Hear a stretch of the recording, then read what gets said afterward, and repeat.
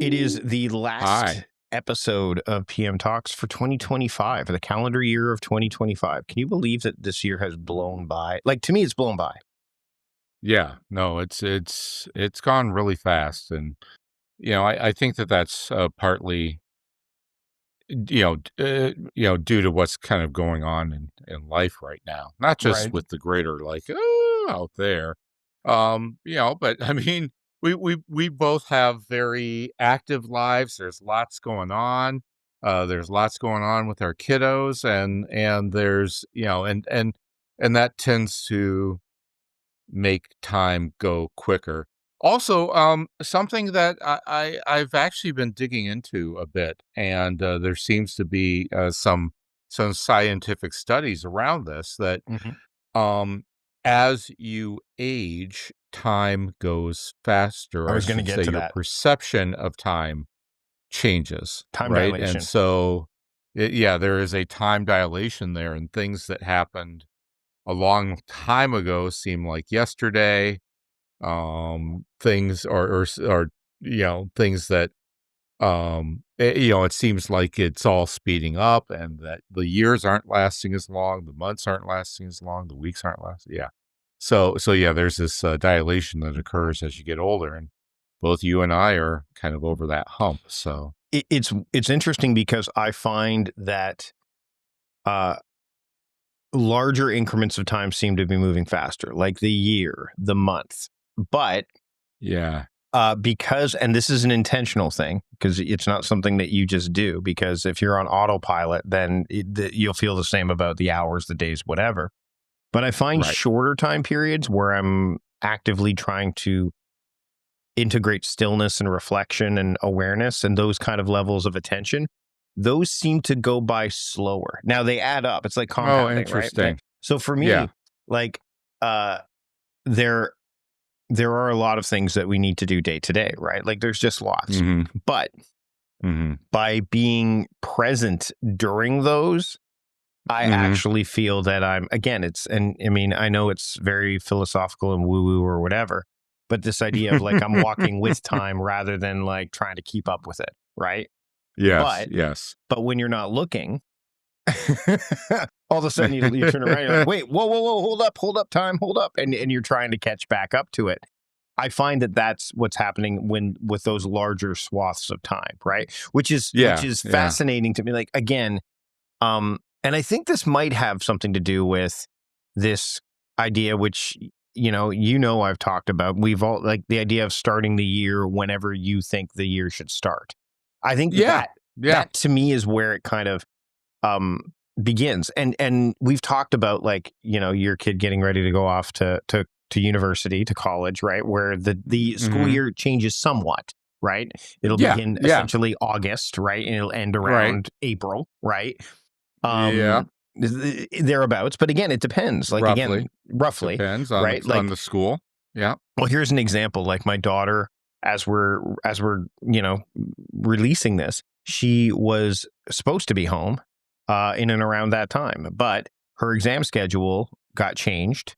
And in the charter of her university, it says we have up until this date where we can change your final exam. Well, she booked her flight Yeah. home and Yep. she looked around it and all that stuff, and it was like, all right, well, I guess we're out. That she had to rebook.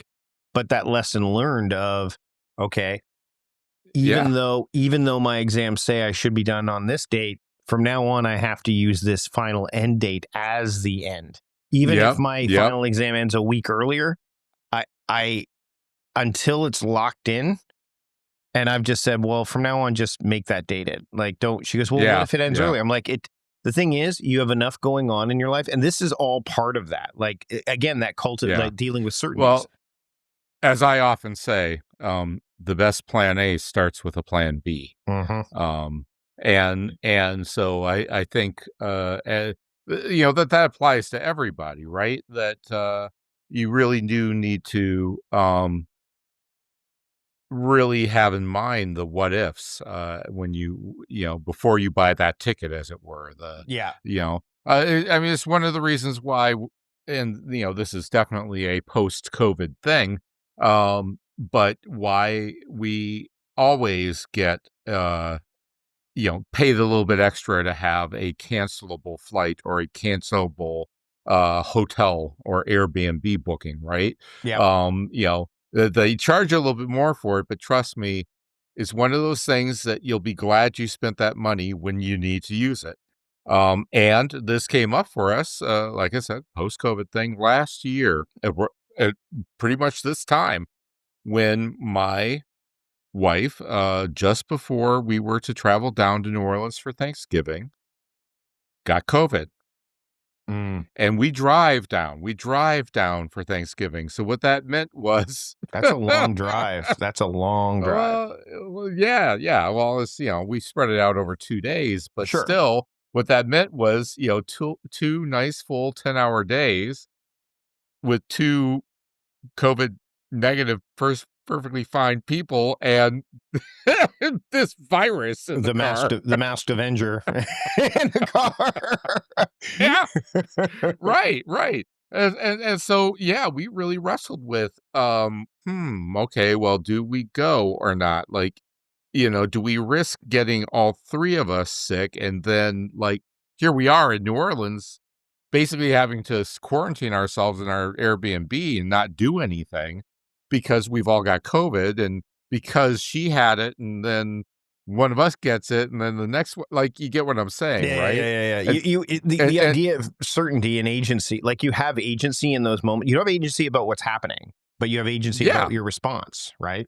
right, exactly. And so, yeah, you know, we didn't end up using it and we ended up taking the chance and wearing masks when we were in the car and having the windows rolled down when the temperature allowed for it and trying to do whatever we could to distance. And my wife, we'd stop for lunch and Beatrice and I would go in and my wife would be outside and I'd get food to go for her, and she would Yep. eat out, like all of these things that we did to try to avoid all getting it. And it was successful for what it's worth.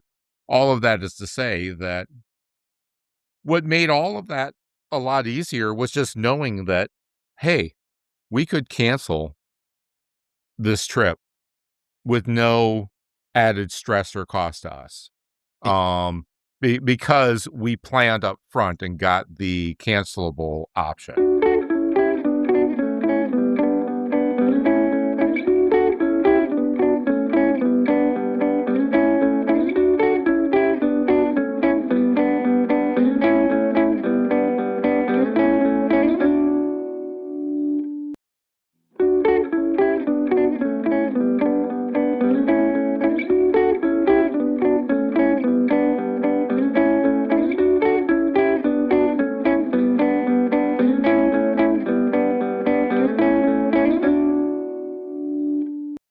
And it's interesting because as we dovetail into the topic that we certainly may have some influence on, but don't have control over. And we've Mm, talked about certainty and uncertainty before, right? yeah. We'll link back to those episodes because I think that those ones kind of, are very much a certainty is what we crave. We love certainty over anything else because it gives us some kind of anchor, but we also crave that novelty of, oh, this might be different and surprise and so on and so forth. But when it comes to legacy, there are so many people that think about it in terms of, I need to leave a legacy. Like, this is my legacy that Mm, I want. This is the legacy that I'm trying to make sure I leave behind. And it has to be frustrating. And I mean, I can speak only for myself, where years ago, I finally decided to let go of what that looked like, or at least the idea that I will not be able to be this to everyone after I'm gone, for the simple fact mm, that, number one, I'm going to be something different to everybody that I've come across anyway. Some may not mhm, give me a second thought afterwards, and that's fine.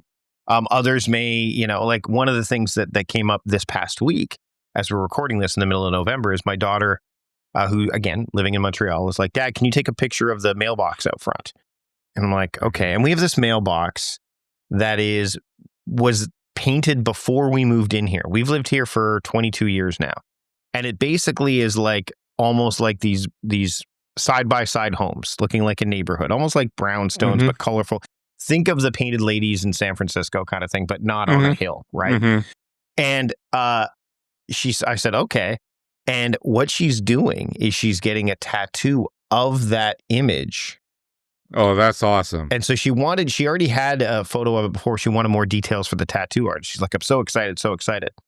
And in my journal, she literally told me this yesterday. So in my journal, I'm like, the fact that she wants this tattoo is emblematic of a few things. Number one, we obviously created a home that, and this is my story, right? Like it could be, Mhm. I just think Mhm. it's cool, Mhm. Dad, and that's why I want it. Right, But, right, right. but Exactly. so that may be her idea.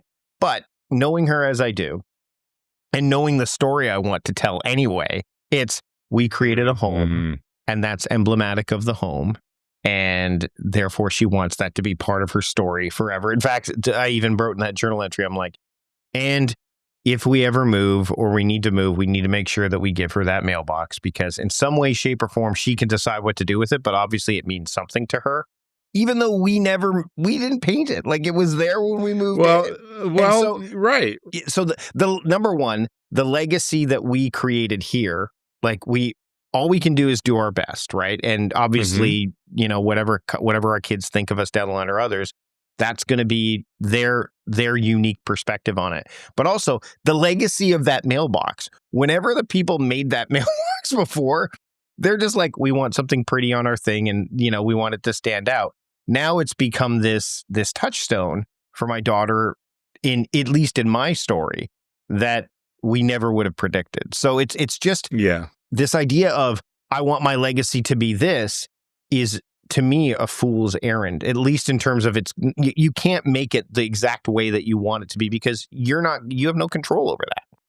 Well, and let us think about. I'm glad you brought up the word story because that's really what legacy is about, right? Mm-hmm.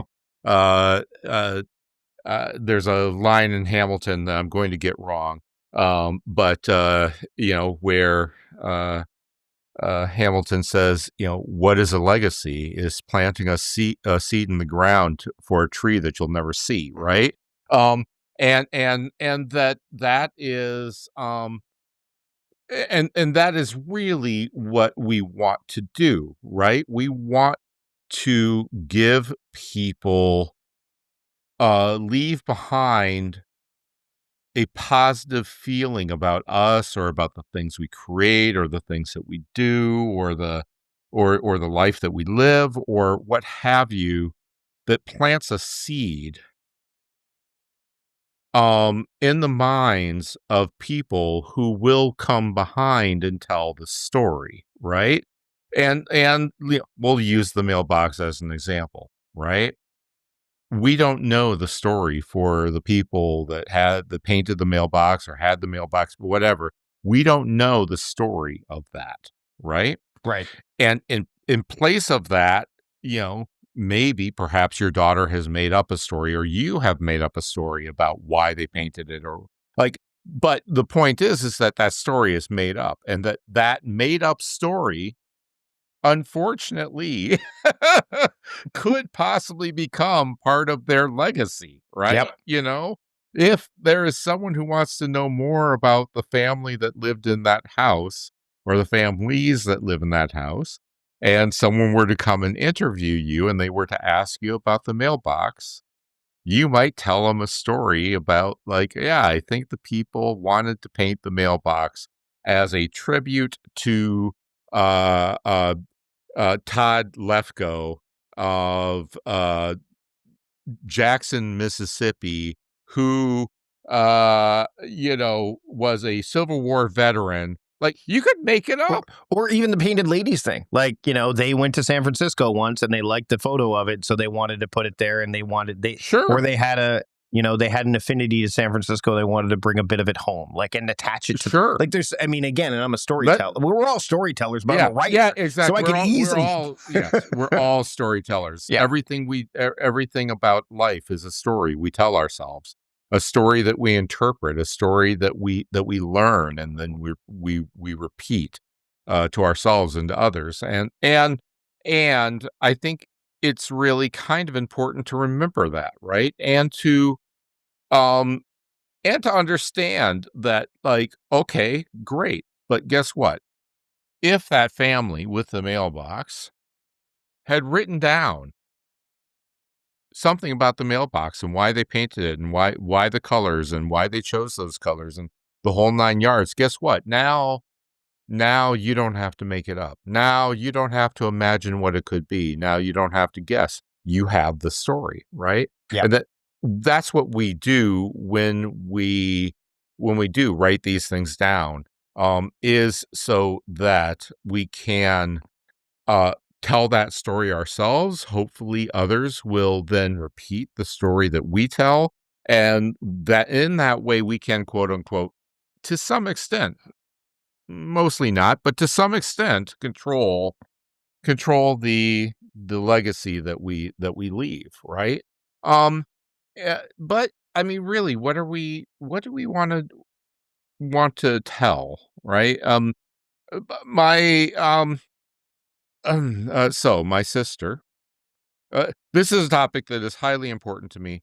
Hmm. Um, it is highly important to me because we happen to know a whole lot about our family history. My sister has kind of become the keeper, the griot in our family for all of that information. There's always Not one. just There's collecting. always one. There's always one in the Yeah, family that's gonna. yeah. That's the Right, exactly. ancestry.ca Well, person. Yes. right, exactly, right. And well, and she actually has she does sponsored content for TikTok, um for ancestry.com. Wow. Um because she's well, kind of an influencer when it comes to black and African American ancestry. She's been on Dr. Phil. I mean, my sister's kind of a goat when it comes to this stuff. Fantastic. Um, yeah, yeah, she's lovely. Um, and that's who we go down and visit for Thanksgiving in New Orleans, by the way. Mm. So, uh, she recently did a piece for Ancestry, a sponsored piece about our great great grandfather. Great great great grandfather. Sorry. Hmm. Um, uh, uh, about kind of what we knew about him, like before Ancestry revealed even more. Hmm. Um, but then, long story short, um, after the Civil War, he came back down to Mississippi. He was a legislator.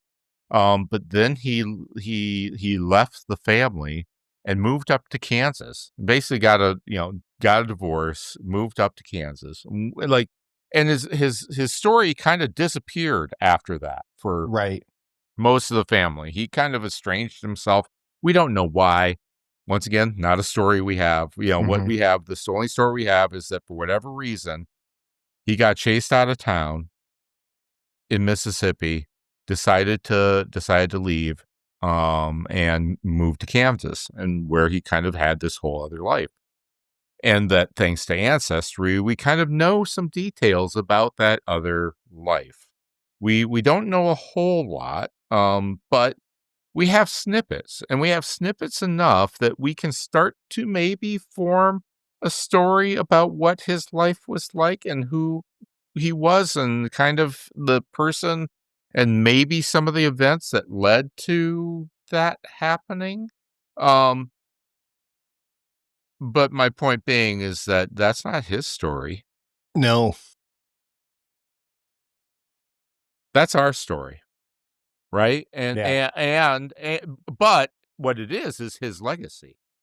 I mean, I hate to say it, but it's true, right? Yeah. Because then what happens is our stories become part of that family lore.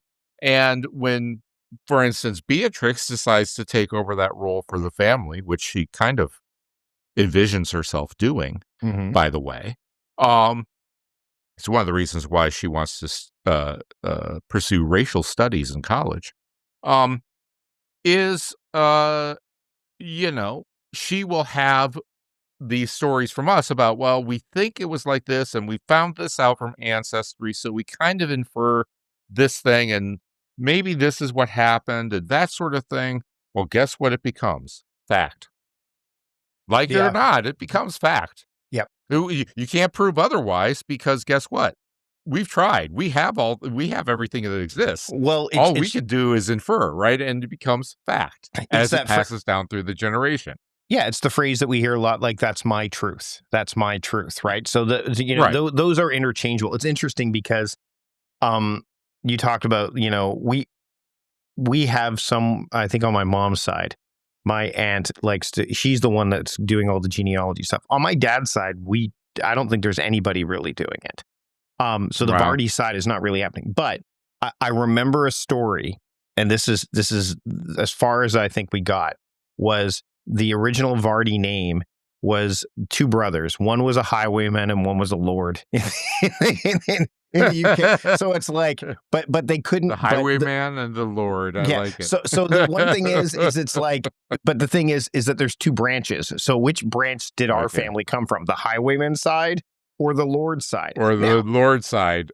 Now you could argue that depending on which family member you're thinking about that lives today, or like, oh no, we're definitely, the highwayman is the lineage that we felt. Or if you're looking at it from a different perspective, oh no, it's the Lord. That's where we come from. But there's no real, and it depends on the story. But I will say what's also interesting is, so my kids never really got to meet my grandmother. They did, but they won't remember it, right? Because she lived to like almost 101. So she was, nice. I mean, when she passed away, I mean, my daughter definitely remembers her. My son would not. I remember we were vacationing. We'd gone for New Year's to Hawaii, and we found out that she'd passed away. And I mean, I remember our grandmother living with us for a time when my dad's sister was getting their house constructed, because she lived most of her life, at least the back half, with my aunt, right? Like she lived with them after her. Her and my grandfather split a number of years ago, all that stuff. But so the story that my cousins have that lived with her, her legacy to them will be very different because it was day to day.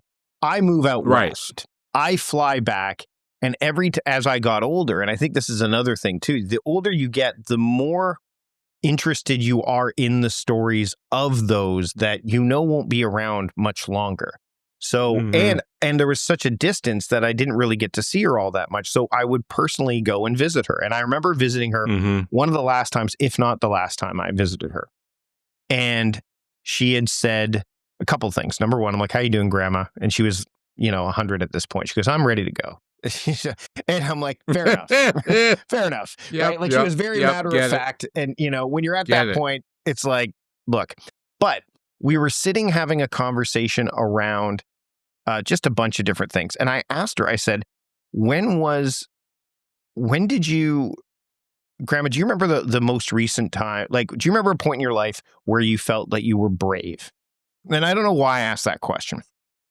And she said, well, I remember when I was on a road trip back in the 50s, and I was in Albuquerque, New Mexico, and there were a couple of white fellas that were harassing a black guy, and I walked up to them and I said, hey, stop that. I'm like, there is what? Like, there is so much to unpack here. Number one, how the hell are you in Albuquerque, New Mexico in the 50s? Like, my dad would have been 8. My dad never said that they went there. And my aunt, who's sitting across, she's like, I don't remember this. And she, without a doubt, she goes,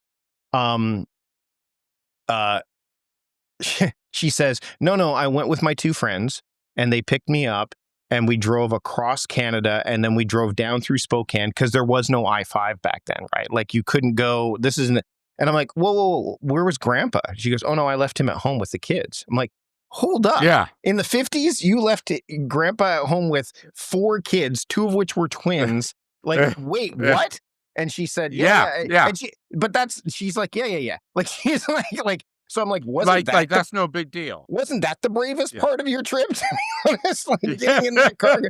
So she said the story was, and she also told me the other part of that story. She said, well, we did some kind of tightrope thing when we were in the States too, which she felt like she was afraid of or whatever. And I'm like, that wasn't even the part that stuck with me, as you can tell. It was the Right. confronting Yeah. the guy in the diner, the guys in the diner.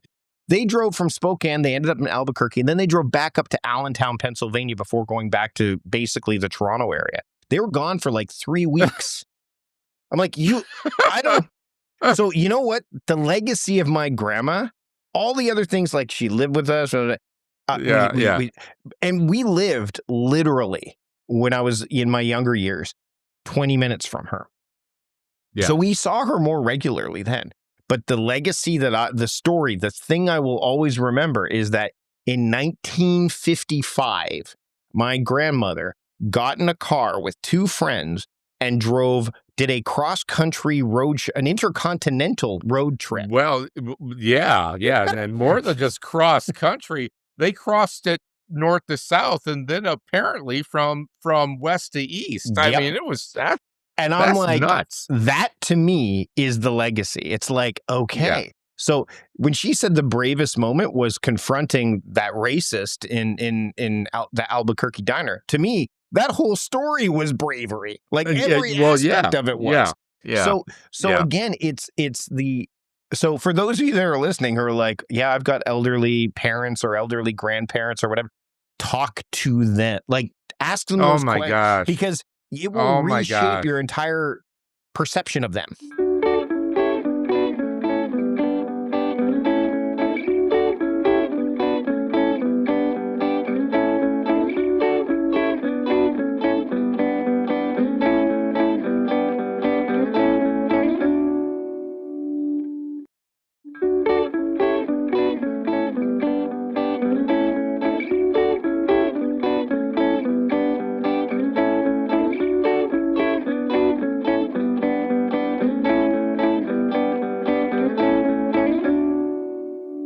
It will even change some things that you thought you knew, right? Yes. You know, you know, one of the important things about getting older is you begin to understand how much meaning there can be in the mundane. And I know Mm-hmm. that just sounds so cliche. But it's so true. I saw this little meme, I guess you could say, Mm-hmm. today online, on it was just simply a CD ROM, you know, going into a burner on a tower case, and the caption was, many of us don't remember, or not, how to say, it says, or many of If you, us burned a CD for the last time and didn't even know it, yeah. right? You know, something like that, right? And um, all of that is to say that you really can't know when the last of something is going to come. I've been thinking a lot about this lately, because we've actually, in the past couple of days, had, not a couple of days, I'm sorry, last couple of weeks, we've had uh 2 people we know, friends, for sure, pass away suddenly. Mm-hmm. Um and once again, you don't think about, wow, the last time I saw him, or, this is what we talked about, or like, and you just don't even know that, oh, that's going to be the last time, right? And as you get to be a certain age, you get more and more of those sorts of occurrences. Um, but the interesting thing too about where we are in life, you and I, um, is we also um, have kids of an age where they are either soon, or in the case of my daughter, experience their last of things. At the Yeah. same time, they're experiencing their first of things, Yep. right?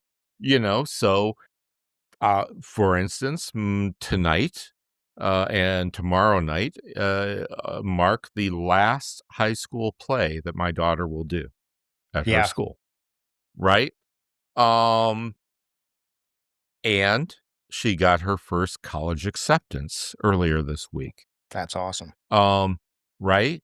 And living at this particular time in life, we have that kind of whiplash going on where it is the last of this, but the first of this. And, it is that kind of transition period of life and that big moment of lots of changes and, and you are more heightened to the fact that, um, there are these lasts and firsts happening. You're more attuned to it. The truth of the matter is that those are happening all the time, When was the last mixtape you made or the last, the last time you, went to Toronto, for Yep. instance? What is that gonna be the last time this might be the last time I go to New Orleans. I have no way of knowing, right? Well, Um, and you can decide that. Like, there are some instances where you can sure. decide, but Oh, you're yeah, right. yeah. Most of the mundane is what you're talking. Like, I don't know. Mhm. Like, every time my mother-in-law comes to visit, she's in town right now. We know, like, it's the frequency has been so great over the number of years. You take it for granted, and then one day it won't happen anymore. And then you'll be Yep. like, either she won't be able to, or she won't be here anymore. And it, I think the only real way, to your point about like first and lasts, is, and you learn this as you get older, whether you do it or not is a whole other matter, but that moment of presence is where you need to spend time you need to Yeah. invest time in those Yeah. in I mean, I remember the first time that my son was in his high school play last year, where he was on stage, had a song solo, all that. This year they're doing Footloose. He got a part where he gets a whole song, like he's playing Willard. So he is Wow. like, and That's great. he's in grade 10. So he's got like, and he knows I've got 2 more years. I'm going to do this and this and this.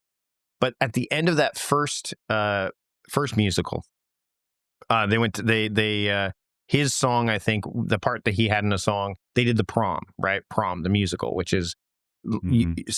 some places you can't even see that play because of the content. But in Canada, specifically BC, no problem. I know there's some states where they banned it and so on and so forth due to the material and all that, but that's besides the point. The point is that his song that he had a part in was the last song before the intermission. And everybody gets up during the intermission, and I just sat there, dead center, looking at the stage, curtains closed, and I'm just staring at it. And I can feel it. Like, I can just feel a bunch of things. Number one, I can feel pride. I can feel I wanted to be in that moment, not just for the story that moment had, like what just happened, but also my own thoughts about like me being in the high school plays. And all of that was happening. And the only way to I think, to truly have appreciated it was for me to sit there. Now, to my wife's credit, because there were a bunch of other people in the row, and they're like, "Is Mike okay?" And Anne's like, "Mike's doing what he needs to do right now." It was very cool, because everybody was like, "Why is Mike just like almost zombie like staring at the?" She goes, This is something that it was very cool." Because I could hear her explaining it, but I was not. It's kind of like when you meditate Mhm. and you can hear a thought come in and you have to Mhm. let it go. Mm, And mhm. I know that there will be 3 more instances of that moment because number one, it was the first time I saw the play a second time, so I didn't have that moment again. Mhm. But when he does Footloose Mhm. this year, there will be a Mhm. moment similar. It won't be the same Mhm. because it's not the first play. It's now the first, the second play, but it's the first, and Right. it's the only way I feel that you can tap into that and make the story hold Mhm. is that presence. I would not have remembered all of this story that my grandma told me if I wasn't intent, listening, being like, and inquiring and digging deeper into that moment, as opposed to, because everyone else in that room said, "I didn't know about this story. What are you talking about? Yeah. What?" Like, it was, but Yeah. because somebody from the quote outside who had not been living with this person again and year after year after year, they never thought to ask those questions because Sure. why? This is the day Why? to day. I don't know if Right. more questions like that were asked after. Maybe, maybe not. But I know that that was the story that I remember.